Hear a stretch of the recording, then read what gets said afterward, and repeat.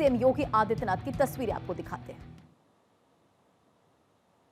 यहाँ पे संचालित किया है बजट, चाहे वह महामहिम राज्यपाल जी के अभिभाषण का हो या माननीय सदस्यों के द्वारा विभिन्न नियमों के अंतर्गत उठाए जाने वाले मुद्दों को, या फिर बजट के मुद्दे पर हुई जो चर्चाएं थीं, उन सभी मुद्दों को लेकर के जो रुचि माननीय सदस्यों ने ली है, अत्यंत सार्थक रही है। और मैं इस अवसर पर इस पूरे सदन का इस बात के लिए अभिनंदन करूंगा कि उन्होंने लोकतंत्र के सशक्तिकरण का जो शंखनाद इस उत्तर प्रदेश विधानसभा के माध्यम से दिया है कि हाँ, लोकतंत्र की सबसे बड़ी संस्था के रूप में सदन अपनी जिम्मेदारियों का निर्वहन कर सकता है।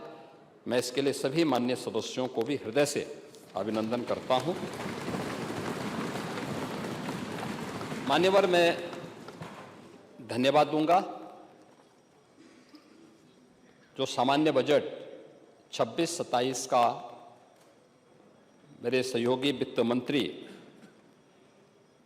श्री सुरेश कुमार खन्ना जी ने इस सदन में प्रस्तुत किया था।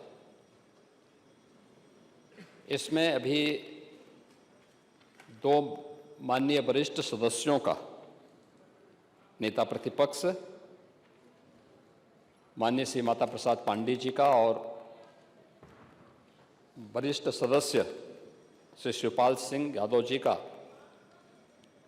भाषण मैंने यहाँ पर सुना है, और अन्य मान्य सदस्यों के भी वक्तव्य को इस विधान भवन में ही अपने ऑफिस में रह करके मैं सुन भी रहा था और उसकी प्रतियां भी मंगवा करके मैं देखता था।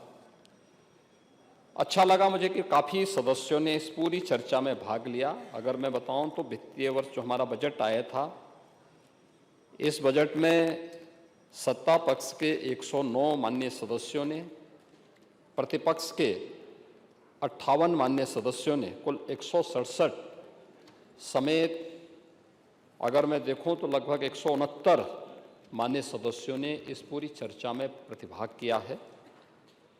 अनुदान की मांगों को भी लिया जाए तो इस पूरी चर्चा के दौरान सत्ता पक्ष के 21 माननीय सदस्यों ने और 15 प्रतिपक्ष के माननीय सदस्यों ने अनुदान की मांगों की इस सार्थक चर्चा को आगे बढ़ाने में अपना योगदान दिया है। मैं इन सभी को हृदय से धन्यवाद देता हूं कि उन्होंने इस पूरी चर्चा को सार्थक बना करके इस बात को साबित किया है कि वास्तव में लोकतंत्र की सर्वोच्च संस्था के रूप में विधायिका अपनी जिम्मेदारियों का निर्वहन कर रहा है और समस्या का समाधान का रास्ता संवाद हो सकता है। और उस संवाद के माध्यम से इस सदन ने साबित किया है, मुझे लगता है कि जो भी एजेंडा था सदन का, उस पूरे एजेंडे को सदन ने पूरा किया है और उस एजेंडे के अनुरूप सदन की कार्रवाई चली है। मैं धन्यवाद दूंगा अपने नेता प्रतिपक्ष माननीय माता प्रसाद पांडे जी को।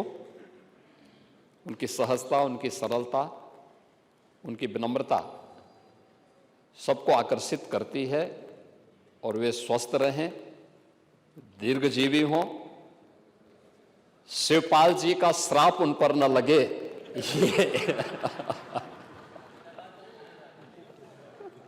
ये मैं कामना जरूर करता हूं। महोदय, हम लोग जब इस सदन में इस बजट पे चर्चा कर रहे हैं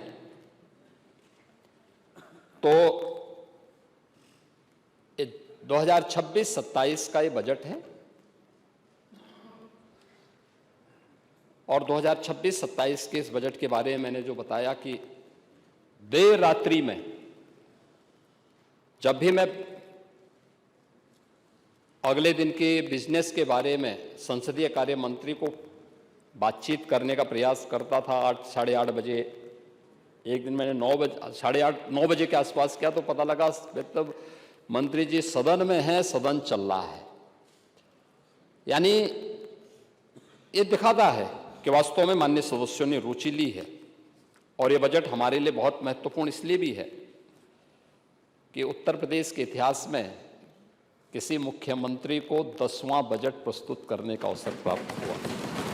ये पहली बार हुआ है और बजट भी ऐतिहासिक है। यानी 9,12,696 करोड़ रुपए का यह बजट यहाँ पे प्रस्तुत किया गया है। इसके बारे में बहुत सारी चीज़ें नेता प्रतिपक्ष ने यहाँ पर कही भी हैं कि वित्तीय स्वीकृति समय पे नहीं दी जाती है, लेकिन वह सच नहीं है। मैं इन सब बातों पे भी बात करूँगा कि कुल बजट की कितनी स्वीकृतियां पहले की सरकारों में जारी होती थी और कितना हमारे सरकार के समय जारी हो रही हैं और कितना पैसा खर्च हो रहा है। सदन की कार्रवाई में जो अनुदान मांगों पर विभागों के जो विभिन्न विभागों के अनुदान मांगों पर चर्चा होती है, उसके पीछे का उद्देश्य भी होता है। एक गाइडलाइन होती है और गाइडलाइन इस बात को लेकर होती है कि बजट पास होने के बाद 31 मार्च के बाद जब पहली अप्रैल से नया वित्तीय वर्ष प्रारंभ हो तो सभी संबंधित विभाग अपनी कार्य योजना बना करके, वर्ष भर की कार्य योजना बना करके उसको व्यवस्थित रूप से लागू करने का प्रयास प्रारंभ कर लें। अगर पहले से कार्य योजना बनी होगी तो उसकी गाइडलाइन के ही अनुदान की मांगों पे चर्चा होती है कि अनुदान की मांगों को हमारा क्रम क्या होगा, किस किस मद में कितना पैसा जाना है और उस पैसे को खर्च करने की हमारी प्रक्रिया क्या होगी। उसके पीछे का उद्देश्य ये है और उस उद्देश्य की पूर्ति करने के लिए ही वहाँ पे सभी विभागों का नहीं, लेकिन कुछ विभागों का लिया गया। और मुझे प्रसन्नता है कि यहाँ पे कल मेरे 4 सहयोगियों ने अपने विभागों के अनुदान मांगों पर विस्तार से अपनी कार्य योजना को सदन के सामने प्रस्तुत किया और अन्य सभी विभाग उसी प्रकार की कार्य योजना को यहाँ पे प्रस्तुत करेंगे। ये महत्वपूर्ण है। आपने जो बातें यहाँ पर कही हैं, मैं देख करके आश्चर्य कर रहा था और मुझे लगता था कि नेता प्रतिपक्ष उम्र के हिसाब से आंकड़ों में घालमेल नहीं करेंगे। एक बार तो उन्होंने ऐसा प्रयास किया था कि कभी कभी संगत का प्रभाव होता है, तो मुझे लगा कि ऐसा लगता है कि चच्चों का प्रभाव भी आप पे आ गया है।